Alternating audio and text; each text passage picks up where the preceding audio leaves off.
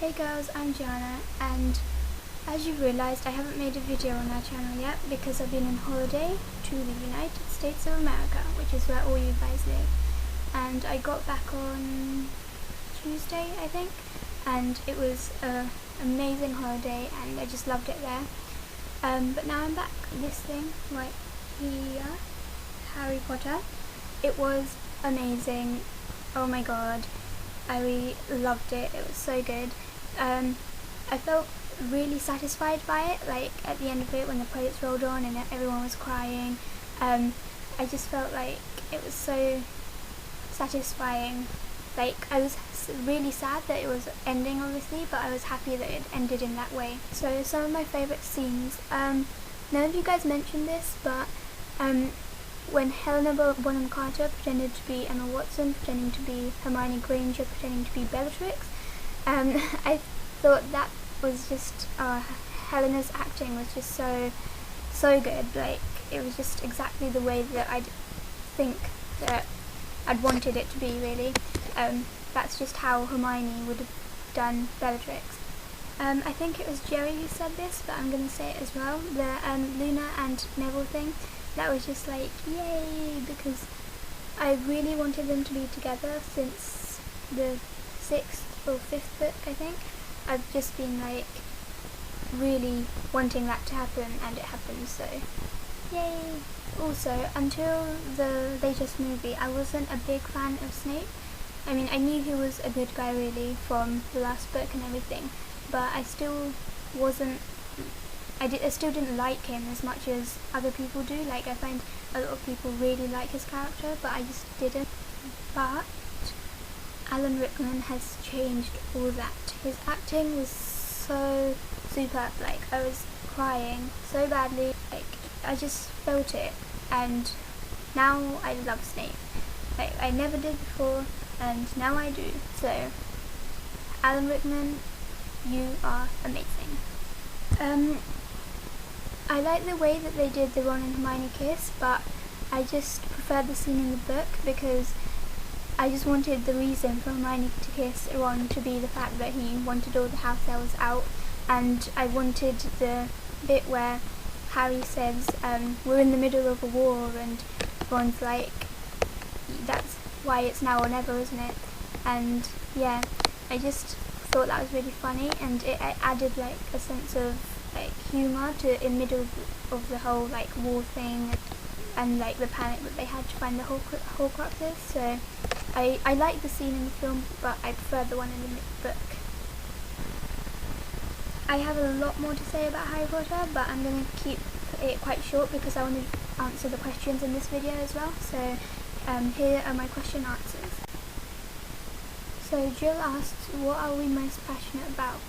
Well, I'm quite passionate about a lot of things, like similar to Kate, like helping people and charities and trying to make the world a better place and all that. And one of the ways which I try to do that is get involved in this thing called Sight Feast. I'm not sure if you guys have heard of it or not. Linked with that is this thing called the Venus Project, which is an idea of how to make the world a better place, like a plan for the world to be better. And it was started by a French guy called Jacques Fresco, and it's really hard to explain, so I think I'll put links down below if you guys want to check that out. Question number 2 by Jill is, what are we looking forward to and not looking forward to about school this year?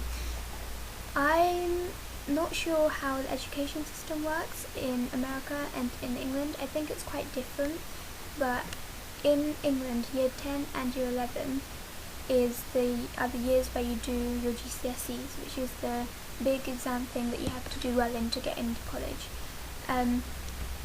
I'm kind of looking forward to it. Oh my god, I'm looking forward to exams. I know. I don't know. I think I'm ready for it. One of those people who likes change and embraces change, and there's going to be quite a lot of change this year, like choosing our subjects, so I won't be with my friends because they're doing different subjects than me, and I'll have to make new friends, and things will get harder obviously, and there'll be more exams and all that, and most of that is like a negative thing, but I'm kind of looking forward to it. I think, like I said, I think I'm ready for it, so is that weird? I don't know. I hope not. So what book has most changed my life? Well, when I was younger, I read a lot of Roald Dahl, and I think he was one of the authors that's inspired me the most. This book right here, Matilda, was probably the book that changed my life the most. I've read it so many times, and I've seen the film so many times, and I just love it. It's so inspiring, and when I was younger, I wanted to be like Matilda. Like, I didn't want to be her, like, her life, because obviously, like, her parents were horrible and everything, but I wanted to be like her. Like, I wanted to be clever and smart and to read, and I think that's why I read, because she read, and if it wasn't for that book, then I wouldn't have discovered my love for reading, and I wouldn't have discovered Harry Potter and everything else. So that was probably the book that's changed my life the most. But the books that have inspired me more recently are these books, the Skullduggery Present series. They're really, really good and funny, and I don't know, they've inspired me to write more, like write more humour, because I've realised that that's what I enjoy quite a lot, and also adventure. And they're quite, I think Harry Potter fans like us would enjoy them, and I enjoy them, and I think you guys would enjoy them, because it's quite similar to Harry Potter in that it creates a whole new world, and like you feel part of it. So I really think you guys should read them, and yeah, Skullduggery Present. Coolest shaped state. I'm obviously from England, so I have no idea what any of the states are shaped like, so I'm gonna have to look this up. I've decided on Texas because I think it looks like mini Asia, like with India at the bottom and going into China and stuff. Yeah, I don't know. Do you guys see that? I'm gonna go with Texas anyway. Next question, pigs or llamas? Now this is really difficult, but I rewatched Kate's video, and first you say piglets or llamas, and then she said pigs or llamas. So if it's piglets or llamas, I'm going with piglets, but if it's pigs or llamas, I'm going with llamas. Is that okay? So the final question is, how did I become a nerd fighter, or like, how did I get introduced to the community and everything?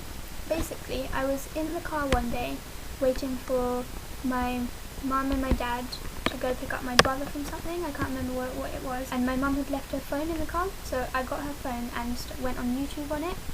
On the most watched, or like most favorited or something, was Charlie is So Cool Likes video. I just clicked on it because I was really bored. I thought it was really interesting, and I was gonna like go into it a bit more and like find out who he was and stuff, but I sort of forgot about it until almost a year later when I was on YouTube again, and another one of his videos was most favorited, and then I clicked on that and I watched it, and then I looked into it a bit more, and then I watched Alex Day's videos, and then they talked about John and Hank, so then I watched their videos, and yeah, that's how I got introduced to the Nerdfighter community. So Joey said that she doesn't think she's very good at answering questions, but I don't think I'm very good at asking them, because I really can't think of anything to ask you guys, so I think I'll leave it there for now, but if I think of anything, then I'll make a quick video or send you guys a message or something asking a question to you guys. So that's all for now. I'll see you guys soon.